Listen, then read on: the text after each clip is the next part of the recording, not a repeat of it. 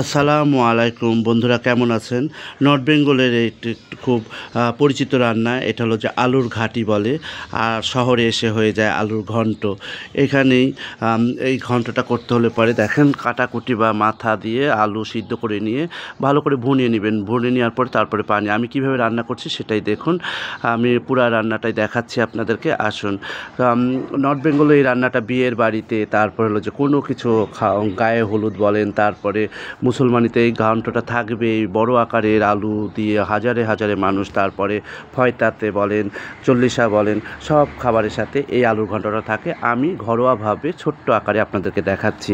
দেখুন, এই রান্নাটা আমার মতন করে আমি রান্না করি।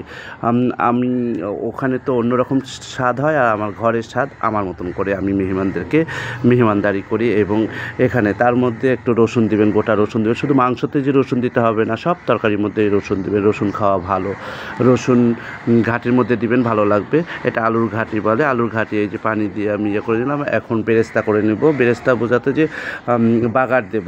আমি তেলের মধ্যে দিয়ে মানে ভুনা করে নিয়েছি, তারপরে বাগার দেবো। সে বাগারটা এভাবে দিলে তেল দিয়ে পেঁয়াজ কুচির সাথে ইয়ে করে নেবেন। নেওয়ার পরে তারপরে এর মধ্যে পাঁচফোড়ন দিবেন এবং শুকনা মরিচ দিবেন। যে যেভাবে পারে সেটা, শুকনা মরিচটা একটা গোটা গোটা 2টা মরিচ দিয়ে দিলেন। ভালো লাগলো, আমি দিতে ভুলে গিয়েছি। দেখতে পরিবেশনের সময় খুবই সুন্দর লাগে। এটা যখন হয়ে যাবে, এটা তরকারির মধ্যে, যেটা আলুর ঘাটির মধ্যে ঢেলে দিবেন। দেখবেন যে আলাদা টেস্ট আসবে। অবশ্যই একটু কাঁচা সরিষার তেলও দিবেন, তাহলে আরেকটু টেস্ট আসবে। আমার কাছে এই গন্ধটা এত ভালো লাগে, এত ভালো লাগে। দেখুন, খুব সুন্দর লাগছে, সেন্ট আসতেছে, এত সুন্দর একটা সুবাস করছে যে এই বাড়িতে আজকে আলুর ঘন্ট হচ্ছে।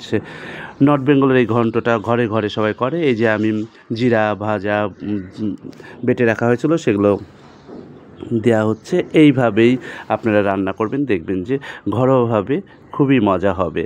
আর কালারটাই চেঞ্জ হয়ে যাবে। জিরা ভাজা দেওয়ার পরে আলুর ঘাটিটার কালারটাই অন্যরকম হয়ে আসলো। আর আমি সরিষার তেল দিয়ে রান্না করছি, একটা ঘ্রাণ আসতেছে অন্যরকম। ওয়াও!